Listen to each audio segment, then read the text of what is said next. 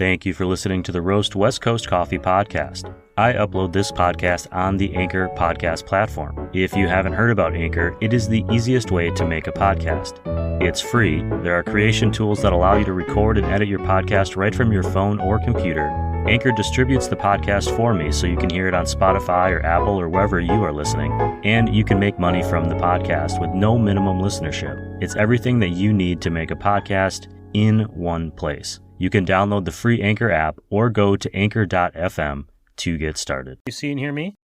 I can see you. I can hear you. Is my audio sound good?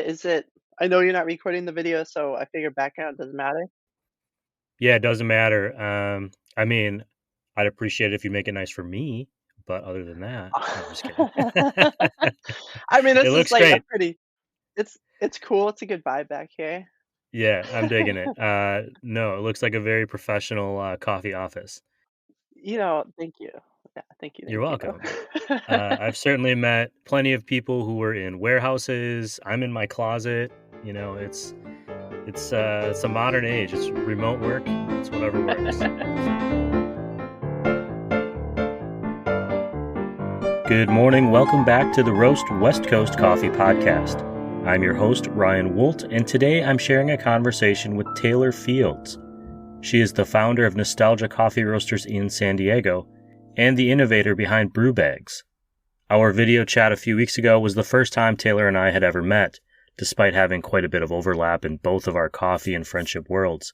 From the jump, it was one of the most comfortable back and forth conversations I've had on this show, and Taylor was incredibly generous in sharing her coffee and personal legends and how they've intertwined.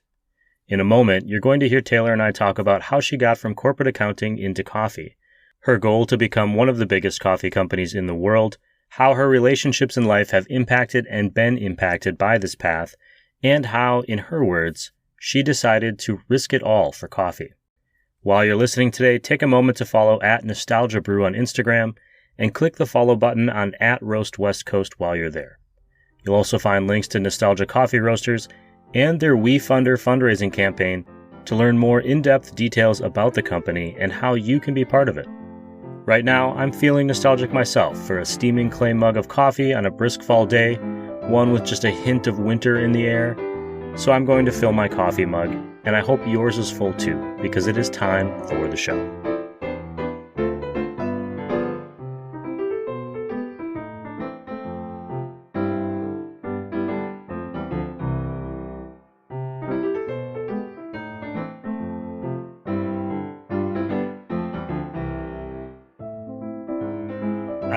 If you're up for it, I'll jump right in and welcome you to the show.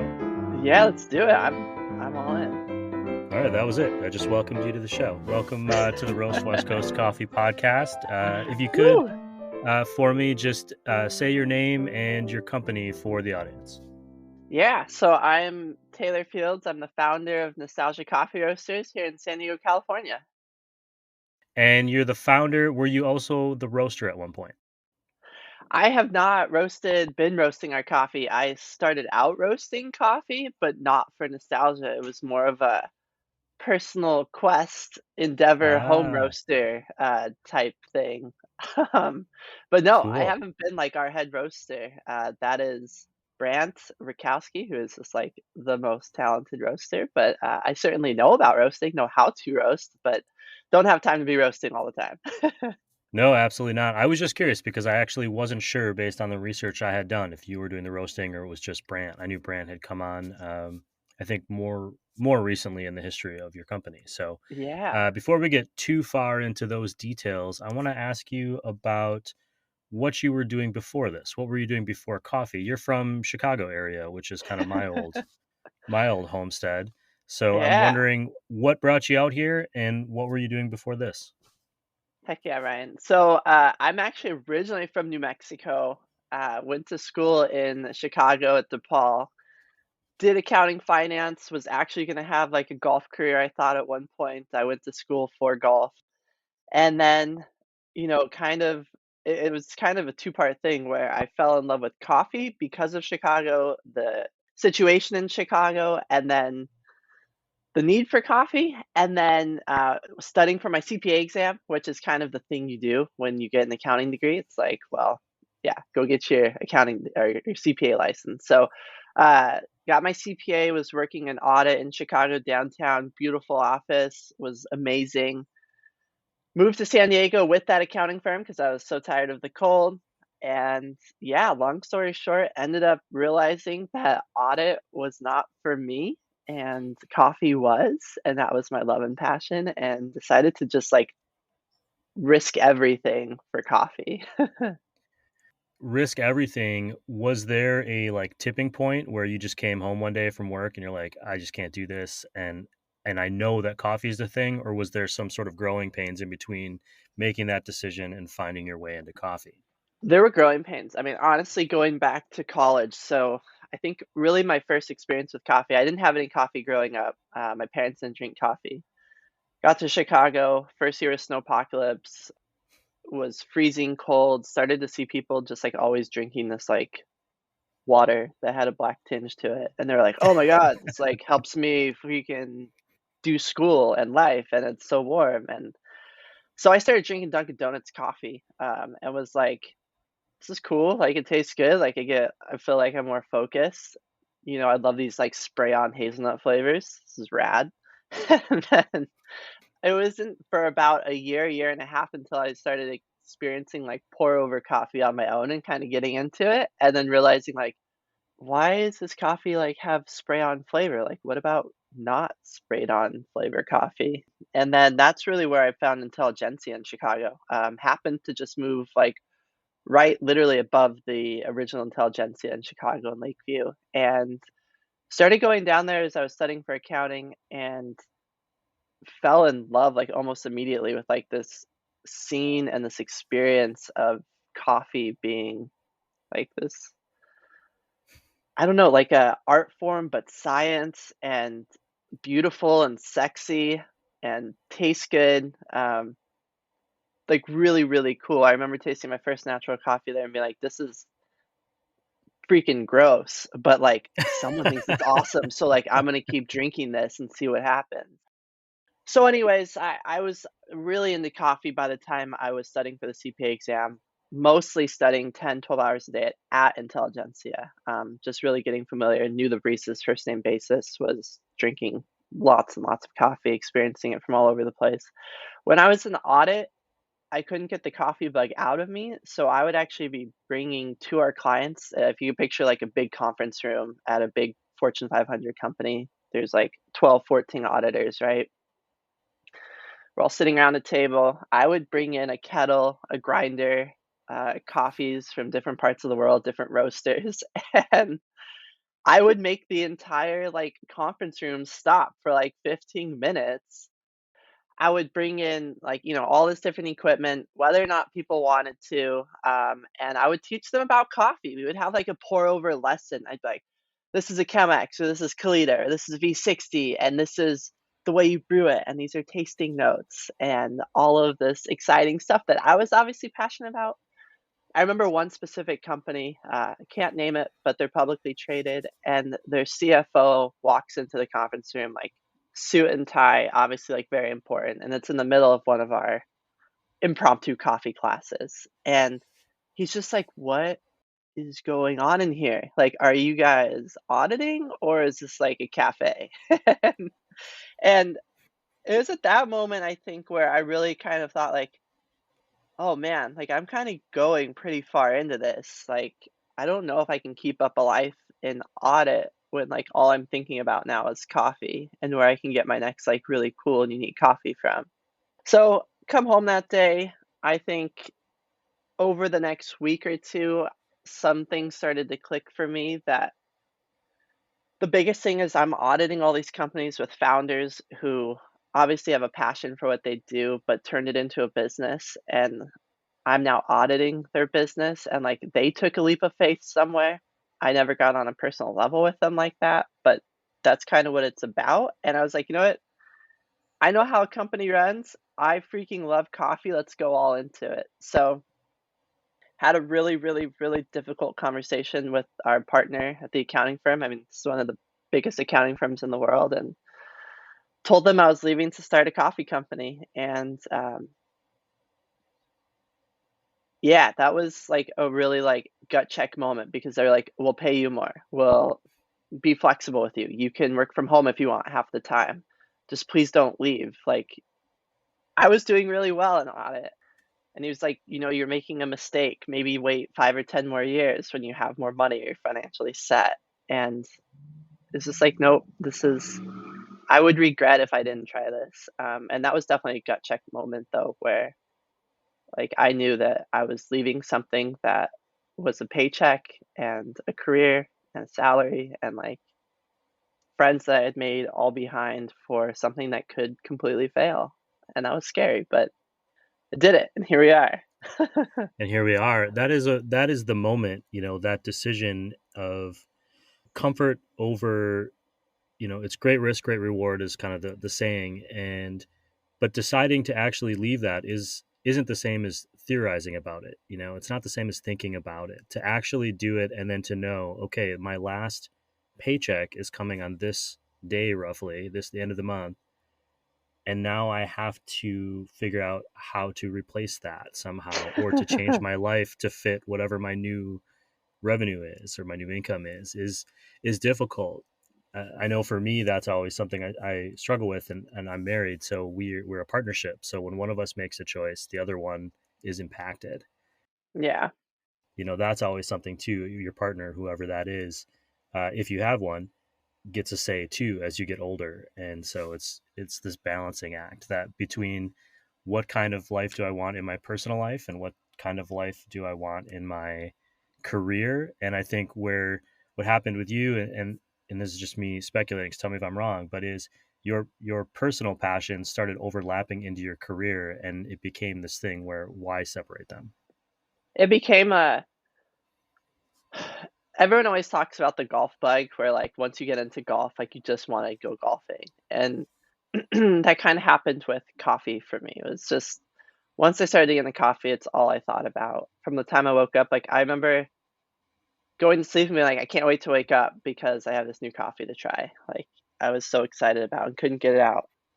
Couldn't get it out of my system. But yeah, something I haven't really talked much about in like articles or interviews or anything is I was married at that point. Um, I say was because we're now divorced, and that was really hard. And I'm not gonna lie to you, like obviously making the decision to leave a career and go to one salary was really hard for the both of us, and that probably didn't put a lot of help on to other things that were happening in our lives. So like besides leaving a job, now all of a sudden I'm like on my own with no salary and really having to figure it out. That person was very supportive at first, like was, awesomely helpful, but yeah, it scared the shit out of me the day that she left, and all of a sudden it was like my backup plan of having like a salary at least in a place to live is now gone. And now I'm like really deep in the woods. Now I don't have a salary probably for the next couple years. So that was horrifying, and I almost, not gonna lie to you, like multiple times almost went back. Like I could have easily gone back to that accounting firm or another accounting firm and just given up and for comfort, but I didn't. Really happy I didn't. But there's still times, even to this day, that's sometimes like, gosh, it'd just be nice to have a weekend and like a 9 to 5 job maybe, and some time off. But yeah, so that was a hard time, and I did have to find. I was nimble during that time. Ate a lot of like really cheap food, which I still do. I still did a little bit of accounting on the side at Intuit. Spent a year like building the trailer, and yeah, it was a hard time. With my partner, with my wife, there is this different mindset of entrepreneurship versus working 9 to 5. And being supportive is one thing, but understanding that is another thing. And I know that when I left a career to try something and then it failed, in a sense, I went through kind of this entrepreneurial spiral that she couldn't understand. And so we had to navigate those emotions. And that's a lot. It's a lot on a relationship to be an entrepreneur because there's so much of yourself that you are putting into this thing. So I wanted to say thank you for sharing that with me. That's very generous of you to do. you you start working in coffee. You've decided to commit. You're leaving the CPA, and you need to come up with a name, and you settle on Nostalgia Coffee. Where did that come from? What is that? What is the origin of that? Yeah, so it's definitely a fun and happier topic. So, nostalgia came about from a couple different directions. So let me give you the most basic one first. When I was roasting coffee and I started out, I got a popcorn popper, as many home roasters do, and it was cheapest one from Walmart. It was like $15, and it was the Nostalgia popcorn popper, just like a really crappy popcorn popper, but I could like pretty much make it how I wanted to roast some pretty good coffee, 20 grams, 22 grams at a time. Not much to not much beyond cupping it by any means, but that name was kind of implanted from there, but as, I started to really think about the business, it was, "Why am I getting into coffee?" And it's I left Chicago because it was cold, and when I was there, I was always like, "God, I gotta get out of here, it's so cold, it's expensive, blah, blah, blah." But the times that I look back to in Chicago, it's, like, always around a cup of coffee, like, I miss so much. Like, we're lucky in Southern California with the sunshine and the warm weather. I miss, like, those cold, snowy mornings where I would, like, put so many layers on and walk down to the cafe down the street, and, like, maybe I said hi to people, maybe I didn't, but we were all in it together, we were all freezing our face off, and we just wanted this, like, really good drink to warm us up and get us through, like, that day and to enjoy that moment, and to me, that's, like, nostalgia for me. I mean, it's like this yeah, whenever I think back to any time I'm drinking coffee, like, it's just nostalgic, and so that was certainly a part of it was, like, this, longing for Chicago, and then the other part of it is as I was doing those coffee classes for our fellow auditors, a lot of them would always say, like, "Oh my gosh, this reminds me of this," or "This reminds me of this time I had coffee," and so coffee is so sensory driven, memories are driven by sensory, and it's like a smell or a taste can kick off this whole kind of spiral of emotions and um, memories that are typically pretty darn positive, like a first date around coffee. Or, like, I do remember when I was little, my mom making like French press for Christmas when I had some family over. And, like, I remember that. And that was like such a great time in my life. And so now for me, it's like yes, we're nostalgic for things from the past. And when you drink some of our coffee, maybe it reminds you of stuff. But what's been really cool to watch is every time someone comes to our cafe or experiences our brand in a way, whether it's whole beans at home, they're creating nostalgia in that moment for the future. So we're creating like future nostalgia, which is this really wild and weird concept to wrap my head around. But it's so true where people are coming back and they're like, man, I remember that first cup at nostalgia. And it's like, dude, you guys now have nostalgia for nostalgia. And like it's really important. It's how we live our values, though. It's like every moment is so important. Every interaction with a customer, every time we're in front of them, it has to be an experience, and it has to be this great experience from the coffee all the way to the ambiance to how kind we are. Whew, I'm like word vomiting here, man. That's a lot, but yeah, right. That was a lot.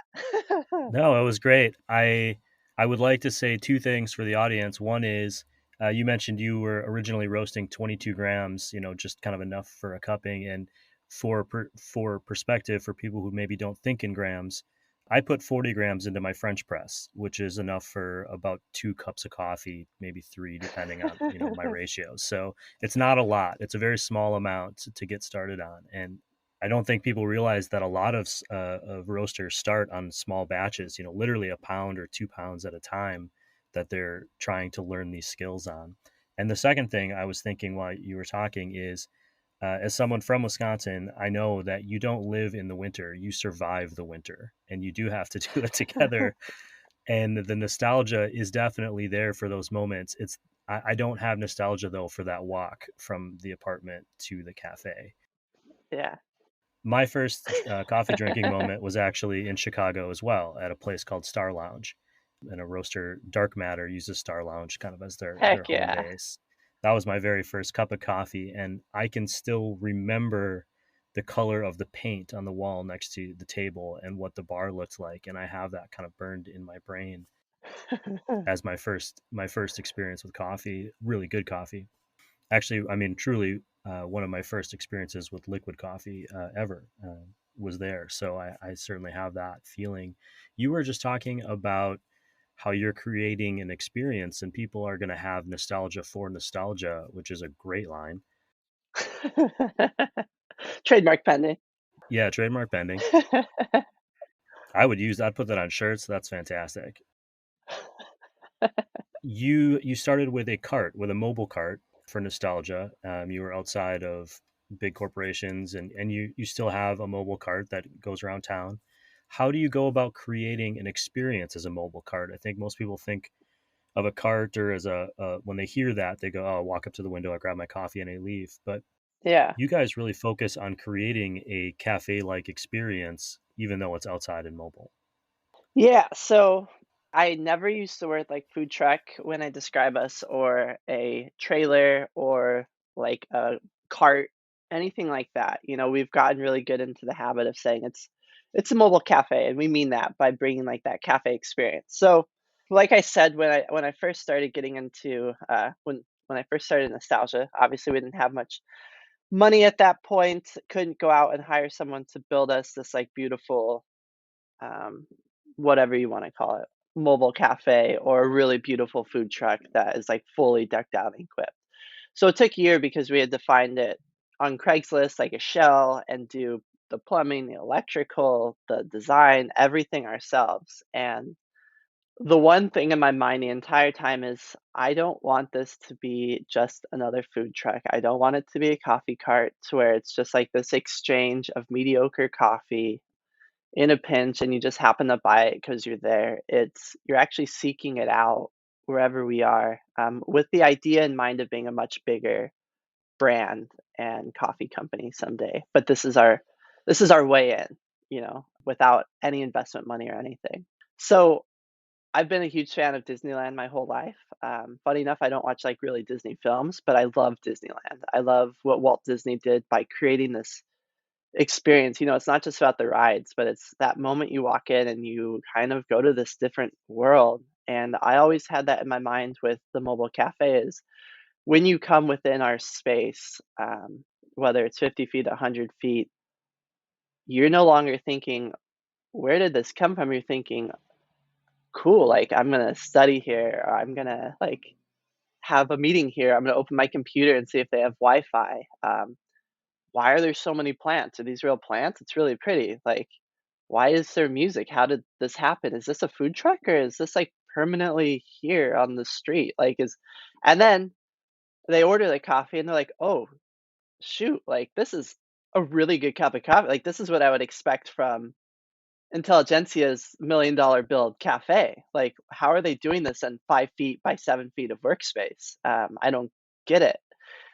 And kind of that like shock, but then like they could be in a parking lot, but for that moment they're interacting with us like they're not in a parking lot. They're in a safe, beautiful, green, fun environment that we've curated every piece of for them and with them. And that conversation is like, it's really cool. It's magical. I didn't see anything like that anywhere I'd gone before to get coffee. Obviously, coffee food trucks have been around, and never seen anything like that. So I was kind of driven by having that decor, which is funny because my apartment is like just garbage. Like, if I could bring a little bit of that into my personal life, that would be great. But it all goes into the business, all like the design and the curating every portion of it. So You just mentioned some of the challenges of working in a cart. I mean, space being namely one of them. But there's also, you guys have integrated kind of your sustainability and your values and your social impact into your brand. How do you balance those two when you're working in a mobile space that's kind of predicated on temporariness? exactly, yeah. So I think we had to be hyper vigilant, focused on sustainability because as a mobile cafe, we don't have the luxury of washing the heck out of everything, or just going through tons of water, or being able to just like toss trash out or extra cups out or glasses out. Everything we did in that mobile cafe, I mean, when we were practicing, it was like you're aware of every step of the process from where is the water coming from, how much am I using, weighing it, where is it ending up, am I rinsing the pitcher a little bit too long, are we going to have water if we get a rush right now, is the water right, is the pump pressure right, how much gas do we have in this generator that we spent so much money on because it's the most fuel efficient and eco-friendly generator on the market, like is that running properly? Is there trash around the cafe when we leave? Never, because we pick it all up. We're in a coastal community, so we obviously aren't using reusable like ceramic mugs. So everything is, it could have been just like basic plastic and cups and straws and really killed the environment, but really helped us out on pricing. But we made the decision from day one. This was 3 years ago, before sippy lids were really a thing, that we were going to do 100% paper straws. And good friend Chris over at Coffee Cycle was on that route too, of like paper straws. And like it's like 4 times the cost of a plastic straw. But to me, it was so important. And we always said like save the sea turtles every time we'd hand out a coffee, like a cold brew or an ice latte, hand it out with a paper straw. Say like save the sea turtles, just so you're aware of it. Making sure that our cups are recycled, making sure that we're composting our coffee grounds. I mean, we're in this tight space, so we don't have the luxury of just like knocking out a puck into the abyss and then not really caring where it goes. It's like, no, if we knock out a puck and then we just empty out a batch brew of coffee, like where are those grounds going? And if we put them in the trash bag, A, the trash bag's gonna be too heavy and break when we try to take it out, and B, like where are we putting it? Because now we're having to tow it back somewhere.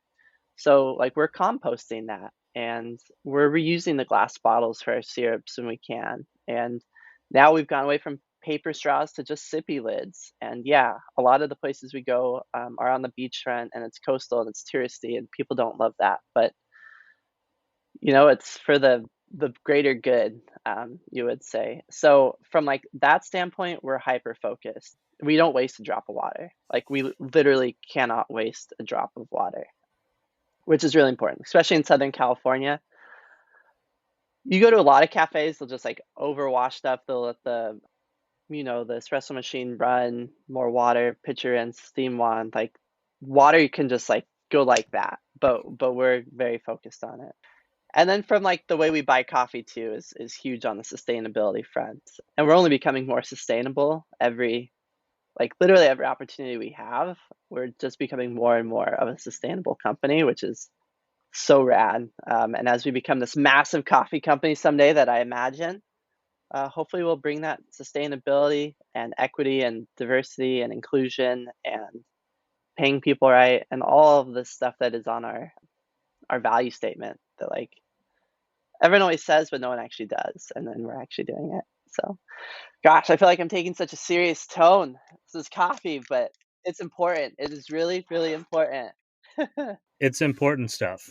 And there is something about, like, I think a lot of companies have this when they come up with their vision statement or their mission statement, and they put a lot of things down about diversity or inclusion or sustainability or impact. I think in most cases those are very sincere desires, but the reality is a lot of those things are harder to do and they're more Yeah, expensive. And so as a company you need to stay really vigilant, and focused, and as a person too. And that can be hard and it can be emotional to some impact to remember that I shouldn't be running the water when I'm just like washing dishes for no reason, right? Or exactly. things Yeah, like that in my personal life. And so what you're doing with your cafe is trying to imbue that now, especially while you're young and growing into this massive company. And I believe that the idea is that there's a foundation there for when you do grow, that this is part of every decision you're making. yeah.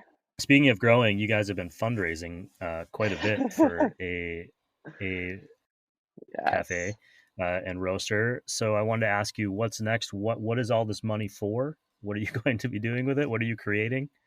Yeah. That's okay, great question. So I'm really excited about this. So obviously, coming from a finance CPA background, I do have big ambitions. I'm totally aware that we could stay a mobile cafe, stay a pretty small team. I could have a decent, not decent, I could have a great life. We could make great coffee, keep it pretty small, keep it chill, but that is just not my ambition. I'm very competitive, very ambitious. And I'm telling you right now, I want us to be one of the largest coffee companies in the world someday. And that's obviously an ambitious statement. So right now, we are actually just about to close our seed funding round. We've raised a little north of like 300 some thousand dollars and hoping to get to just around $500,000. And that's obviously not just for Little Mobile Cafe or cafe itself. It's actually really for this innovation piece. So when we look at coffee companies, and I was looking at the landscape and coming from my experience working in offices, it was always a freaking struggle to get an exceptional tasting cup of coffee, like on the go, without being next to like my favorite cafe or being in an office. I'm stuck with Keurig. I think most people who are listening to this are probably, if they've ever been in an office, they know office coffee is just like blah or hotel coffee.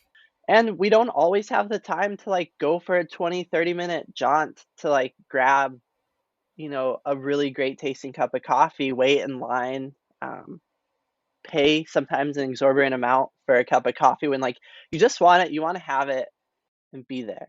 And so when we were roasting coffee when we started out a year and a half ago and we were doing our whole bean coffee, a lot of issues we ran into is a lot of our loyal fans loved coffee. They loved when we would make them this great tasting cup. But they were saying like, "Oh man, like I don't have the time in the morning to do this pour over. I wish I could do it how you guys do it.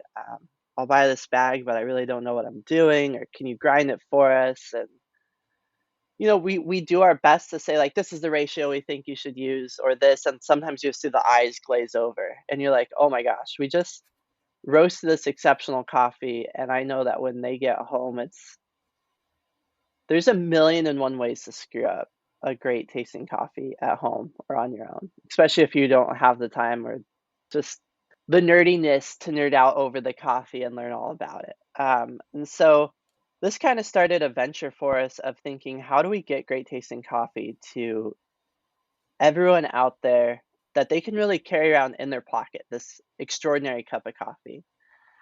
And so we were approached by a company back in October of last year, September, after we had some coffees on Coffee Review. And they said, hey, send us, basically, this is the pitch, send us $10,000, 300 pounds of coffee, and we'll send you back 10,000 tea bags filled with coffee. I go, oh, that's kind of cool. That could kind of solve this need. Like, let me see how it tastes. So we did a sample of it, one of our best coffees, get it back, completely disappointed by the taste. Like, we knew this coffee inside and out. We brewed it to the directions. We brewed it every way possible with the tea bag, and it was just tasting like horrible. It just wasn't our coffee. So it was at that moment that really the rest of the team was like, I don't, why are we even messing with this? Like, our bread and butter is whole bean. Like, we make great coffee. We make great coffee in cafes. Taylor, you want to open a bunch of like really cool cafe concepts around the country. Like, let's go full force in that.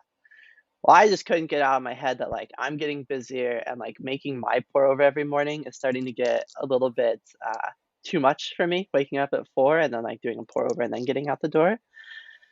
So I started to think about, why did this coffee not taste good? Like, we did everything. The roast was great. This is a well-known company. Like, why didn't it taste good? And so after doing a lot of experimenting ourselves, we figured out we need to go back to the drawing board and holistically look at this way of brewing coffee. Just like some coffees are great on French press or some are great on Kalita, this is a totally different method. Like, this is like regular drip coffee versus espresso, like two different roast profiles, just theories of going into the coffee and what they're going to be used for. So we started really experimenting, yeah, about 9, 10 months ago with different coffees from around the world, different varieties of coffees, different processing methods. Natural processing really drew it to us. And then the roast profile, blend ratio, micron particle size, which really means fancy word for grind size, the amount of off gassing, all of these components that go into, we call a brew bag, which is coffee in a tea bag, which is a very simple way of saying it, all really matters. Like all these steps really matter. And so we finally came to this point where we had sourced the coffee, we blended the coffee, we roasted it, we off-gassed it for a amount of time. We found a partner here locally to put it in a bag for us. And it tastes like a damn pour over by just adding hot water. And I was like, oh my gosh, like this is huge. It's inside of a bag that's compostable. Keurig is just crap. This is exceptional tasting coffee. We're going to be price competitive. I think we should get investment money for this and take this big. And we don't have the capital to make a splash. To make a splash in the coffee industry with big players like Keurig or Starbucks or Blue Bottle or anyone like that, you've got to have cash. You've got to have great marketing, PR, advertising, website, brand development. So we started doing angel conferences as a, feel free to stop me if I'm going on too long here, but as like a gay woman founder looking for capital, it's very, very challenging. First thought was, let's go to a bank. Let's get a loan. This should be easy. Nearly impossible. I'll actually say it's impossible. So then it's like, how do we get money? So we start looking at angel investors and the investing community in San Diego. And San Diego is a hub for technology, life science, biotech, all of that. And all of that comes from seed funding, Series A funding, investors. And wait a minute, I speak accounting and finance. I think I can actually make a splash here. It's not often you get a food company going this route, but I got connected with this great woman named Sylvia Ma, who's a really well-known entrepreneur, investor. She was a teacher, talented, like just a great mom, but a super talented entrepreneur and connector and believer in female founders and diverse founders. And she became my mentor. And so over the last 8 months, we started raising capital to make this idea real. And she was certainly hesitant at first, like, is this actually good coffee? Like, I drink coffee my whole life. Came to the warehouse, we did blind cuppings, we compared it, and she's like, oh my God, this tastes better than like pour overs. Like, this is sensational. So then we did like the San Diego Angel Conference. We were quarterfinalists, and that was a huge feat. I had never competed in an angel conference for money before or investors, and we're a food company, and we're not like solving cancer where most of these companies are. We're just solving great coffee for everyone. And so, long story short, I mean, after that, it's just kind of taken off to this point where we've been doing more and more research into it, improving the product. We're probably on version 60 of it now, ready to launch in November. Have a great team of advisors, investors behind us now, a great PR firm, advertising agency, and we're going to make a splash in November, December, and hopefully the sky's the limit for us. And Keurig is shaking in their boots. I'll put it that way. Like better coffee, better for the environment. We're paying and working with our farmers. Like it's all there, and it tastes so much better. And you don't need anything to do with it other than hot water. That's exciting. I've had a few teabag-esque coffees in the past, and Yeah. I wouldn't say they were bad, but I wouldn't say that they were great either. They served a convenience need for me, so I'm really curious and excited to try what you're offering. You Oh, sorry. I just want to say, and that's like really important is yes, it's serving convenience need, but nothing I'm going to put out to any of our customers, whether they're my parents, family members, or our diehard fans, is going to be just okay. We're not going to settle for just okay. A lot of coffee companies have these tea bags and they're manufactured by one company and they're co-branded and they're just okay. That's not okay with us. Like, this should blow you away. Like, every time you drink a cup of coffee, it should be an exceptional experience, period. There shouldn't be any, like, well, because I'm camping, like, this is the best I can get. No, it's, I'm camping. I have this freaking amazing cup of coffee that tastes just as good as my pour over at home. Like, this is rad. Oh, and by the way, like, we know that the producer in Colombia is getting paid a heck of a lot more than this instant coffee that we were using before, or just okay coffee that other roasters sent that maybe was older coffee and they had nothing to do with it. I obviously sound aggressive towards it, but trust me when I say I've tried pretty much every coffee that's ever been in tea bag, and we're on a mission to change that perception of it. So. Well, that's great. I mean, I remember the first one actually that I had, which was camping, and it was given to me by a guy who happened to work for the corporate offices of REI. We just randomly met each other in a campground in Oregon, and I was desperate for a cup of coffee because I was bike packing and just not carrying like grinders and things with me, and I had gotten too far away from a town to get a coffee anywhere, and it was cold, much colder than I was prepared for. And he gave me this little packet tea bag to make, and I remember being so thrilled that it was just okay because I wanted it. I wanted a cup of coffee so bad. But even in that moment, thinking, oh, well, I don't know that I would get this on my own. So to hear that you're making something that would give you that experience that I try to get from my local coffee shop is exciting as someone who spends a lot of time outside. Imagine how much better that day would have been if you had been floored by that cup of coffee, right? And that's what I'm kind of thinking of is like how great it was just to have okay, multiply that now by excellent, right? Yeah. You are currently roasting, I think, at California Coffee Collective in Yeah. North County, San Diego, you and Brant, which is kind of the brainchild of Elliot at Steady State.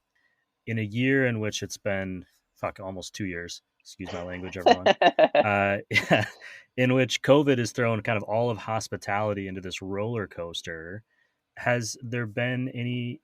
Have you felt like that collaborative experience of being at a collective, is that still exist in the world, or is it still we go in, we do what we got to do, and we get out of here because of the situation we're I don't even know what you mean. What's COVID? Never heard of it. in? Gosh, no.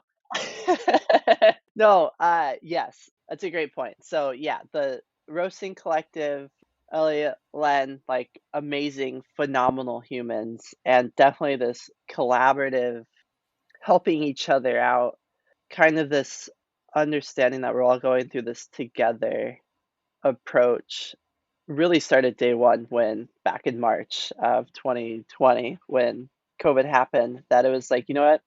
We're all stronger together than independently.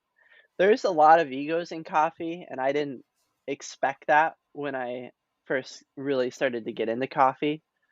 But there's a lot of egos. Like, there's a lot of people who think they're roasting coffee the right way, and other people are roasting it the wrong way or the way they're sourcing it. But what I've really seen that's been really cool in the last year, year and a half, is this collaboration of, hey, you want to split like a shipping container or go in on coffee together, or like Elliot and Leonard doing, like create a place that multiple roasters can go and roast exceptional coffee the way they want to, but in this collaborative format where you're going to get help, you're going to get equipment if you need it. And yeah, kind of like helping lift one another. Like when a coffee company down the street does really well, that's great for a coffee company like a couple blocks away because the better their coffee is, the better your coffee is, more people know about coffee. I think I don't know if I mean so Coffee Cycle obviously is one of my favorite places in San Diego. Chris, good friend of mine, but a Starbucks opened right across from them, and he had this really cool approach. Like at first, it's like, oh my gosh, like I'm so sorry, Chris, like this sucks, and he was like, dude, what are you talking about? Like this is awesome. Like the community's gonna support us more. There's more coffee in this area. There's gonna be more eyeballs around here. Like this is all working together. And it was that like on an extreme level, this massive corporation and a small roaster, you know? And so when it's like two small micro roasters or family run businesses, like it just helps each other. And so I've seen that throughout the pandemic. Like if we're short on coffee or someone is short on coffee, we can get coffee from someone and they'll help us out. And yeah, CRC has just been a huge help for us. We've had 8 months now, our roaster being built, just keeps getting delayed. It was supposed to be 3 months at most, and it just keeps getting delayed and delayed and delayed. And that's because of COVID and shipping and all of these various factors that are affecting it. And so they've really stepped up and made that space available to us anytime we need it, and their extra hands when we need it, and using their facilities. And it's been, we wouldn't be here without them. So I owe a huge like shout out to them. They're amazing humans. You just mentioned your own roaster. Does that mean there is a more permanent location coming for nostalgia? Yeah, so we have a roasting facility in Miramar. It's about 1,000 square feet. That's kind of our home base for everything, mobile cafe. We currently roast there, so we sell coffee online. We sell coffee, in bags at our mobile cafe. We obviously use our own coffee for the cafe itself too, which anywhere from 40 to 80 pounds of coffee a week in there. We've been roasting on an arc roaster, which can do a little bit over a pound of coffee at a time. So when you were talking earlier today about starting out with small batches and home roasters, we've been doing that for a year and a half. So it's been great because Brant and I have learned coffee so intimately and so on this micron level of like just the slightest adjustment can make this flavor taste this much better. That we've really honed our roasting skills and really been able to dial in some of these coffees that were okay, but overlooked by a lot of coffee companies. And we were able to roast them and just bring out this brilliant flavor profile. But we have far exceeded the capacity of roasting a pound at a time. So right now, if you were to hop on our website and order coffee, you're still going to get basically a bag roasted for you by Brant and packed by myself and shipped by me. But in the cafe right now, most of that coffee we have to roast at CRC, and we have to do 300 pounds a day when we're up there because I can't have Brant roasting 400 hours a week. I don't think there's not even 400 hours in a week, but it would take that long. I mean, each batch of coffee takes 10 to 12 minutes, 4 minutes between. You're looking like 16 minutes per batch, which is a pound. So you do the math, but it would add up. And we're starting to get to the point where our online orders without any marketing is getting to the point where we can't handle that either. So this roaster is being made by USRC. We're really excited about it. It's going to be doing 25 pounds a batch, which will really like just help us take it to the next level. At a certain point, we'll be able to do 1,000, 2,000 pounds a week if we need to. And with the brew bags and the scaling, that is all coming down the line quickly. And so as much as we like going to CRC, it's a pain in the ass to bring like a couple 100 pounds of coffee in a truck, drag it out, put it over there, get set up, and bring it back. It's been a lifeline, but I'm ready for us to have just our dedicated roasting facility with our own packing, shipping, and everything. So right now it's been kind of piecemeal, and San Diego's been great for helping us with that. But we're ready. Hopefully within a month, I'll talk to you and be like, man, we're just cranking on our own roaster and it's beautiful and like just yeah, it'll be awesome. And then we're gonna be able to really expand from there. You mentioned this earlier about being a woman and being an out woman in coffee, which is part of your branding, and you're very public about it. Does that matter in what you're doing? Would you rather that people like me don't ask about it, or how does that impact your brand and what you guys do? Yeah, I appreciate you asking it open-endedly. So when I first started Nostalgia, I didn't tell anyone, you know, I was gay. I really just wanted to focus on the coffee and making sure the cafe was tasting exceptional, that people were seeking us out not because of who I am, but because of the product we were putting out there. It wasn't really until I met Sylvia a little over a year ago, yeah, maybe a year and a half ago now, and I kind of leveled with her. I told her like about my personal life, and as women in business, like we all have like pretty crazy stories about how we get there and the hurdles that we have to overcome just because of like our gender and all of the stuff that goes into that. And then being gay on top of that makes things even more challenging. But she said something that was really impactful, and it was, Taylor, like, you're going to be in a position someday to make a real difference. And you don't need to like be public about everything. You can totally just keep it about coffee. But you have the power to make an impact for like young women, girls, like anyone around the world and show that things are possible. And certainly as we grow bigger, that's becoming more important. So is it tied directly to our brand image these days? No, it's not like on any of our packaging or anything like that. But I am open about it and making it a point when I'm in an investor meeting, typically 95 to 100% men in that meeting. And I make a point of it. Like, yeah, I'm a woman in the room and I'm gay and listen to me, and we've got great coffee, and it's just a fact of who I am, but do not let that go into consideration of why you're not going to invest in me. And if you're not going to invest in me because of that, then I don't want to like be associated with you anyways. But I have this power now, which is really cool, this responsibility almost in a sense to help out our community and anyone that is marginalized in San Diego, the United States, around the world. And we've made that kind of our mission the last years. Like everything we do needs to be helping the greater good. I had a conversation recently with this cool group that I'm joining, and we were talking, and I was saying that, my dad and my mom, like, they have good intentions, but sometimes they say things that hurt people, but it's okay. They have good intentions and they're learning.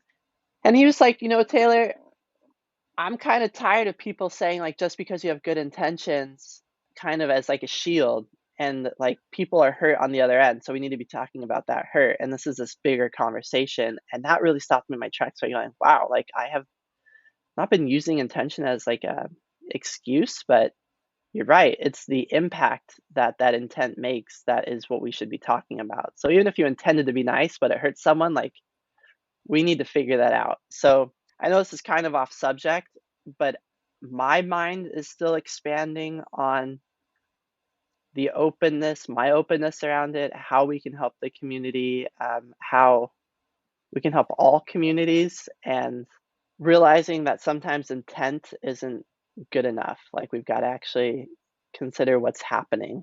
And that kind of goes back to our sustainability and the initiatives of working with our farmers. Side note, we officially launched last week. 5% of our revenue from every sale of a bag of coffee or box forever is going to go directly back to producers. We're putting in a separate bank account. And I can tell you more about that. It's a really cool story how that evolved. But hopefully as we become a huge coffee company, that number is going to be substantial and going to make real impact too. The other thing I want to say is, you know, when we're talking about real change and effective change, putting women in positions of power, like in our company, and just people in marginalized communities in our business and having a more diverse team has just helped us tremendously be like the best coffee company out there. So I think like secret sauce of any good company is be diverse. The more diverse you are, the better. And it's awesome. And I've been kind of preaching that in these investment meetings and defending some positions. They're like, well, why didn't you hire this guy or this person who has this much more experience? It's like, no, because I really like this person. They have the potential. And we're going to watch them grow. And it's going to be amazing. So just being aware of like the decisions we're making and how it, yeah, impacts people is important. I would only follow up with that by saying I think one lesson I've learned as I've gotten older is that our positions, if we're willing to, our positions change in life, and what we, with the knowledge that we gain, and any time that I try to lock myself into, well, this is what I believe, this is my thing, I end up, not regretting it, but end up going later on going, what was I thinking? Like, because now I have more information and I have more experiences. And I'm going to steal this from Brooklyn Nine-Nine of all places, which is a sitcom, a funny sitcom, but there's a great line in there, in which Captain Holt says something along the lines of, anytime somebody tells the world who they are and shares that with everyone, it becomes a more interesting place. And I think that's a really interesting concept. And I think the more that my awareness of the world has grown, and the more that I engage with all different people from different backgrounds, from different histories, you just realize that there are so many experiences, and we can never really be aware of how we are impacting everyone down the line. And we can only try to keep learning and growing and getting better and better and better at what we do, and how we treat people. I love that outlook. Yeah. And that's where I'm starting to embrace more the fact that when I've done some TV interviews and stuff, like I make it a point to give a little bit of my personal story and hopefully change some minds and opinions out there about what these preconceived notions are.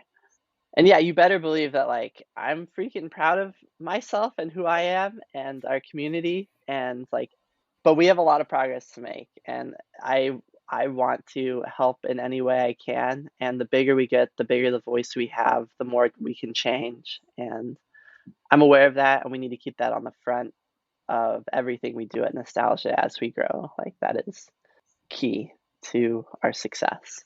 I know that you have actual work to do today, as much as I'd like to keep talking to you for the rest of the day. So I'm going to ask you the question that I ask everyone to end a show, which is, when you are headed out on the road, or you're not drinking Nostalgia, you're not cupping, you're not doing something like that, and you just walk into a random coffee roaster, a random coffee shop, what do you order for yourself? I will always order a pour over if it's an option, or their batch drip coffee.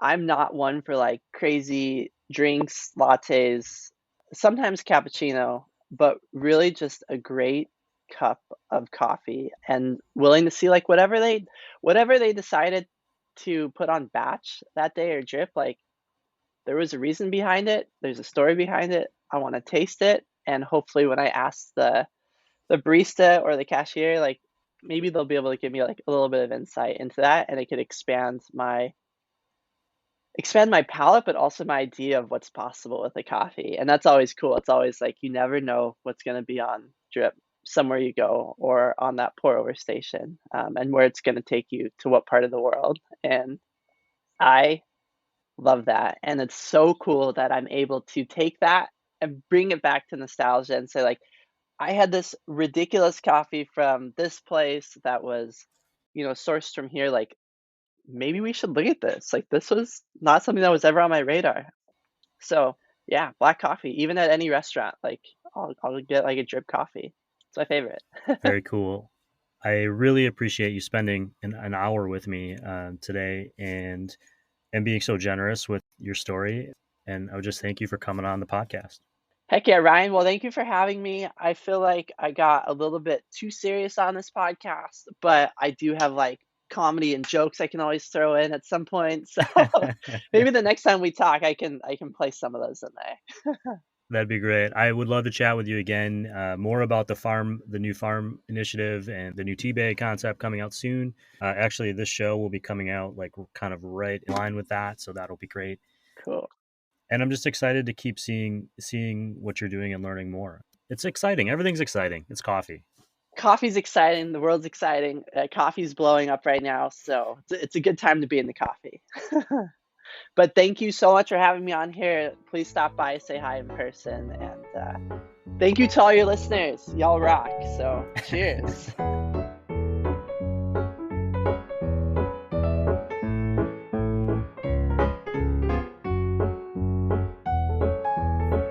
Okay, to recap, Taylor left a career, a successful one, in corporate finance to pursue a dream of working in coffee. I've had moments, and I'm sure you have too, when our minds wandered to that question. If I had 10 million or 100 million or a gajillion dollars, what work would I still want to do? For Taylor, the answer was coffee, but not just coffee. It was also being a disruptor in the coffee industry. It was pursuing that feeling of accomplishment that comes with laying it all out there. Talking with Taylor was a joy, and it was noticeable that despite all her current projects, including Brewbag, including the Nostalgia fundraising campaign on WeFunder, and despite the challenges of just running a small business every day, she was never really selling anything to me or to you, the listener. She was just sharing her passion with us, and damn if it didn't make me more excited about coffee than ever. I have a lot more to share about Nostalgia Coffee Roasters and Taylor Fields, but this has been a really long show, so head to roastwestcoast.com for more, for links, for some Coffee Smarter education, and subscribe to the newsletter so you don't miss any of these Roast West Coast episodes. And if you enjoy listening to the stories of entrepreneurs, of coffee professionals, of coffee itself, please share Roast West Coast with a friend, and take a moment to write a review wherever you're listening. That organic word of mouth, that extra review, is the best way for us to grow the show, and I really appreciate it. If you are inspired to drink some coffee locally today, stop by one of this show's industry partners like Steady State Roasting in Carlsbad, or Cafe La Terre in Solana Beach, or Zumbar Coffee and Tea across from Patagonia in Cardiff. Or order a bag to brew at home from Maria Coffee, Leap Coffee, Moster Coffee, Camp Coffee Company, or Coffee Cycle. And as always, thank you to Cape Horn Coffee Importers and First Light Whiskey for supporting the show and for helping us grow the craft coffee community. I'll leave you with that quote from Captain Holt to Rosa Diaz in the Brooklyn Nine-Nine episode Game Night, in which he says, Every time someone steps up and says who they are, the world becomes a better, more interesting place. So thank you. This episode of the Roast West Coast Coffee Podcast has been written, produced, and recorded by me, Ryan Wolt. I hope this show has found you happy, healthy, and with at least enough sanity to make it through the day. And please, always tip your baristas and be sure to drink good coffee.